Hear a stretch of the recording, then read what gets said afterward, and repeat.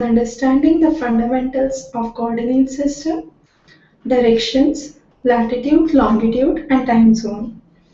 In this class, we'll be understanding all these basic dimensions so that a student who is even doing his schoolwork will be able to understand what are the fundamentals of these terms and what is the meaning of these terms, why are these terms important. Now consider this as a map. I have drawn a sample map for India. For any map we make, we mark north. What does this depict? North is a kind of standard convention that we use for most of the maps. It shows us the direction. Now it's very easy to understand the direction or to find out direction. If I do not have anything in my hand and I want to see which direction is north, how can I do it? It's very simple. You can know where the sun is rising. So sunrise in east. So if you have your right hand towards east, your left hand towards west, then you would be facing towards your north. That's the very simple way of finding the north direction. Also, when we talk about north, there are two important terms. First is the true north. True north is the 0 degree, crossing the 0 degree meridian or the 0 degree longitude. And then you have the line which is known as magnetic north. Magnetic north is deviated from true north, and this deviation, theta, is known as magnetic declination. And that's the difference between true north and the magnetic north. So this is about the north direction and the standard convention on direction. Now an important thing is calculating the degree of difference on a map. So for example, any place you have, if you form a circle, it's 360 degrees. Now if I have a river flowing in this direction, how much deviated is it from the true north? So this is the true north, and I want to see the deviation from the north. So if I divide the whole circle into 4 equal parts, it would be 90 degrees each. So 90 into 4 is 360. And within this, it's going this way. So it's around 1/3. So it's again 30 degrees. So what it is basically 90 degrees this plus 30 degrees. So 90 plus 30, it's 120 degrees of the north. So that is one of the important aspects that we were calculating. Now let's move on to the next concept that is known as the coordinate system. What is coordinate system? The best way to understand is by means of a number line. You have 0, 1, 2, 3, minus 1, minus 2, and minus 3. And then you have 1, 2, 3, minus 1, minus 2, and minus 3. So there are two number lines, horizontal and vertical. The horizontal number line is known as x-axis. The vertical number line is known as y-axis. If I mark a point here, that would be a 2 on the x-axis and 1 on the y-axis. If I mark a point here, it would be minus 2 on the x-axis and 1 on the y-axis. So here both x and y are positive. Here x is negative, y is positive. Here x is negative and also y is negative. Here x is positive and y is negative. So this is what is known as the Cartesian coordinate system, or the basic system where we can understand the xy coordinates. Now before this, there is a simple question. Here is a map. Okay. On this map, I want to see in which coordinate system do these values lie. So how can I do that? I can see it's a simple understanding of the concept. So this line is the 0 degree, and this line is the 0 degree vertical, and this is the horizontal. So this section would be, this is north and this is south. This side is east and this side is west. So if I have 35 degrees north and 60 degrees east, that means it's in the northward side and in the eastward side. So it's, if I mark it as A, B, C, D, the answer would be B here. The next is 65 degrees north, that's towards the north, but it is 120 degrees west. So besides this side, this is the west corner. So here, somewhere here would be the value. So that would fall in zone A.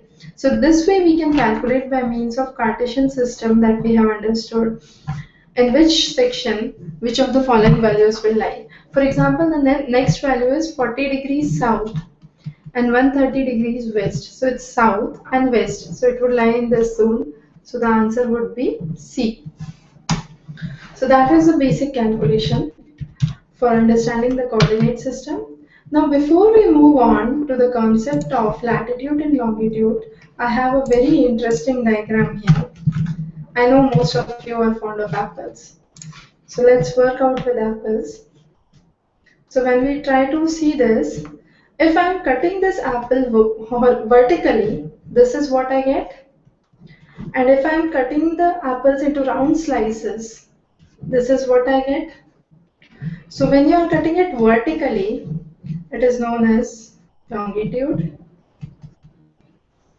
And when you are cutting it horizontally, it's known as latitude. Now let's understand the concept of latitude and longitude in respect to the world map. So here is the world map. This is the 0 degree. All the lines which are going north of it till the 90 degrees and south of it would be considered as the latitudes. And all the lines which are running north to south, joining the center meridian, would be known as the longitude. Longitude are also known as meridian lines which run north-south. Latitudes are also known as parallels and these run east-west. The point where latitude and longitude coincide is known as the coordinate point or the point of exact location for anything. Okay, so it's the point of coordinate point or point of intersection between latitude and longitude, and that is the point which shows the location. Now, some important facts about latitude and longitude. Latitudes run parallel to each other. Longitudes meet at the north and south poles. Then you can define latitude and longitude both in terms of degrees, minutes, and seconds. So you have 360 degrees, that's the complete circle. 1 degree has 60 minutes and 1 minute has 60 seconds. Okay, so this is the basic interpretation of degrees, minutes and seconds, which is true for both latitudes and longitudes. Then we come up to the next concept where we talk about universal transverse Mercator or the UTM projection. So projections can be of two types. First is the geographical coordinate system, which talks about latitude and longitude. Next is the UTM or the universal transverse meridian, where you are trying to do a spherical world into a flat surface and you are drawing straight lines running across it. So for these straight lines, it's basically considered a type of projection where all the lines are running east to west and north to south, and each zone in this section is equal to 6 degrees. In UTM, each zone is 6 degrees and they are found in meters. Now let's solve some basic problems on understanding the time. We know that sunrise in east. That's a very basic saying that we have remembered since childhood. So sun rises in the east. Now, if I have a place called Tokyo in Japan, which is east, and Rome, which is west, what would happen is I'm standing at a point A where it is 12 noon. Okay. Now my question is, if I am standing at a point which is 12 noon, would it be before noon or after noon in my east? So since it's my east, sun has already risen before. Okay. So when here it was morning, here it was night. So when here it is 12 noon, it's already past noon. So any point east of it would be afternoon, and any point west of it would be before noon. So this is one of the simple understanding of the concept of sunrise. Now when we talk about time zone, the earth is divided, earth is a circle with 360 degrees, we say. So these 360 degrees, you have 24 hours. So 1 hour is equal to 360 by 24. So you have 15 degrees of longitude. Therefore, 60 minutes have 15 degrees of longitude. So we say 1 degree longitude has 60 by 15, that is 4 minutes. So every 1 degree longitude that we move, the time changes by 4 minutes. But if the time has been changing this way, even if I am commuting from place A to place B, which is 2 kilometers, my clock would go by 8 minutes. But that becomes very difficult if that is the real case. So what we did is we simplified time by considering time zones. Each 1 hour or 15 degree longitude is considered as one time zone. So you have the 0 degrees, that is 0 degrees longitude, that is the Greenwich meridian we call, which is based in England. You have 15 time zones, 12 time zones east of it, and you have 12 time zones west of it. So in all you have how many time zones? In all you have 24 time zones. Now since there are 24 time zones and 24 hours that we are talking about, if I'm crossing 24 hours at one point on the globe, and where I am crossing the 24 hours, my date is changing.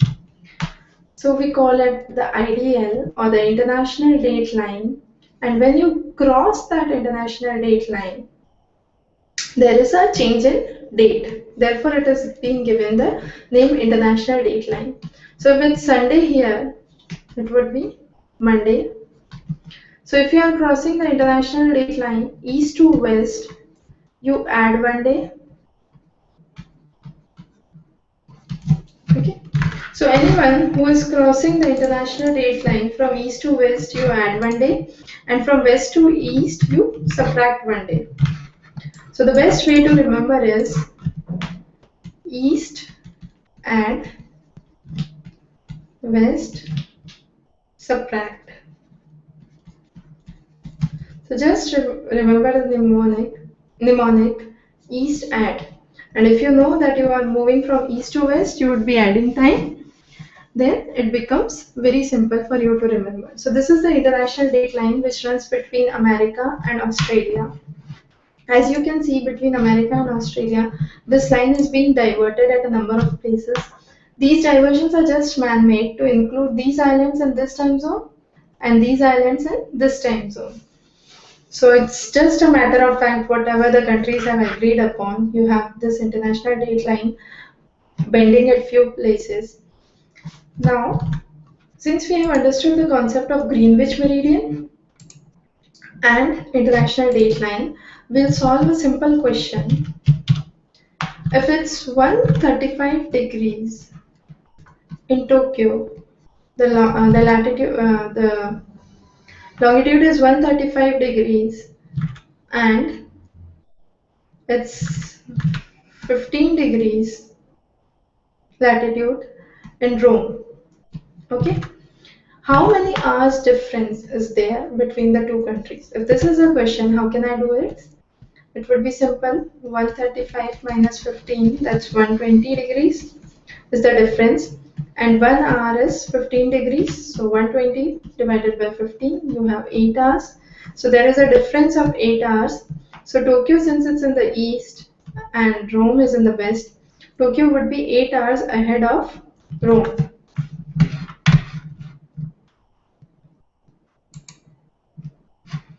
Now we'll solve the next question. That's an interesting problem. This is a problem based on international dateline.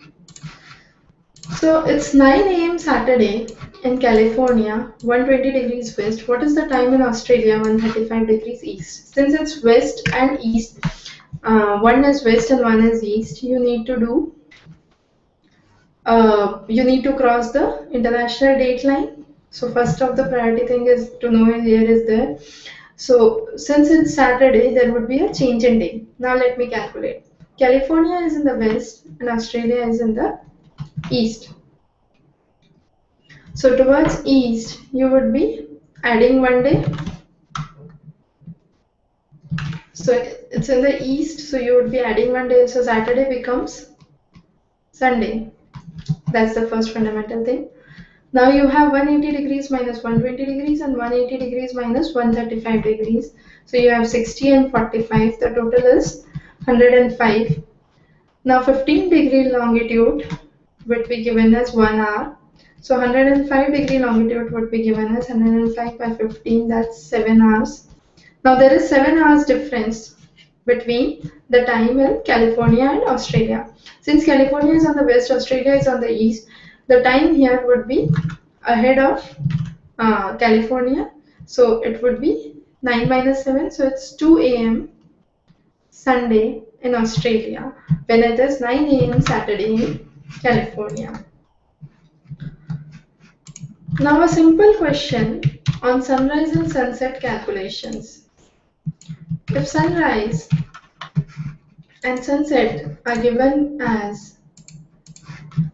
5:25 is the time for sunset in Winnipeg, which is 90 degrees west, what would be the time for sunset, which is 98 degrees west in Manitoba? So the difference is of 8 degrees. 1 degree is 4 minutes.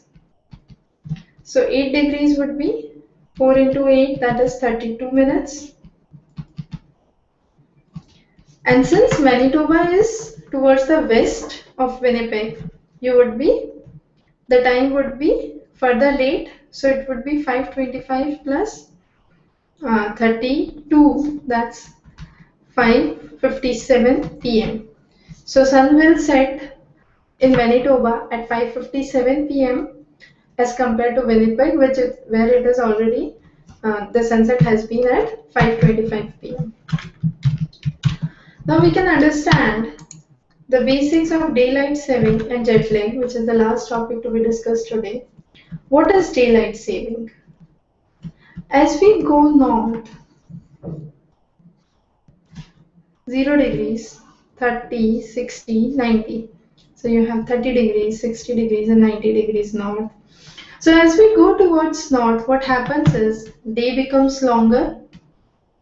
Since days are longer, what you are trying to do, you are trying to conserve more and more sunlight, or you are trying to utilize more and more natural sunlight rather than the artificial sunlight. So all the countries towards the north, most of the countries, especially USA, what they do is they move the clock forward by 1 hour in summers and move the clock backward by 1 hour in winters. So they also call it as spring forward or fall backward. So spring you have forward plus and fall you have backward clocks. So days become shorter in winters and longer in summers. And that is just meant to conserve more and more of natural light that is coming up. The another important phenomena when we talk about time zones is the concept of jet lag. Anyone who is traveling between two international destinations is familiar with this term jet lag. What is jet lag basically? I'll give you a very simple example. For example, I'm traveling from America to China. China is on the east, America on the west. When I started from China, it was day. there is a difference of around say 12 time zones between the two nations. What technically happens is when I reach here, it should be night because there is a difference, but again you find day. So you are not able to recognize the concept of day and night and why I started from day and after crossing this much distance I am reaching again in day, not at the night. So what happens is when here is day, here is night, but since you are moving all the 12 time zones here, by the time you reach here it becomes day. So the person is not acquainted to the exact change in time. He finds there was no night or something like that. So it's basically a medical phenomena that occurs associated with fatigue, disorientation, and loss of appetite. The best method to cure it is sleep and adjusting your day schedule by sunrise and sunset. That's the only way you can adjust jet lag. And for jet lag, you usually say medically it takes 1 day for one time zone. So, for example, if you are moving from India to China and you are covering 12 time zones, that means your jet lag will vanish in around 12 days. So, this was the very basic introductory class on understanding the concepts of what is known as coordinate system, data interpretation. Then you have directions, you have latitudes and longitudes as I explained you. Then you have the universal transverse Mercator and time zones. So the most important essence of this lecture is knowing the change in time zone. So it's 1 degree longitude is 4 minutes, 15-degree longitude makes 1 hour. Then the concept of Greenwich meridian, and finally international dateline. What is latitudes? Latitudes are also known as parallels, and longitudes, which are also known as meridians running north to south. These are some of the basic key concepts of today's class. Hope you enjoyed this session. We'll be covering the topics on mapping, scale, projections in the forthcoming classes. So we'll be talking more about cartography and then finally about human geography. Hope you enjoyed this session. Stay tuned for more updates.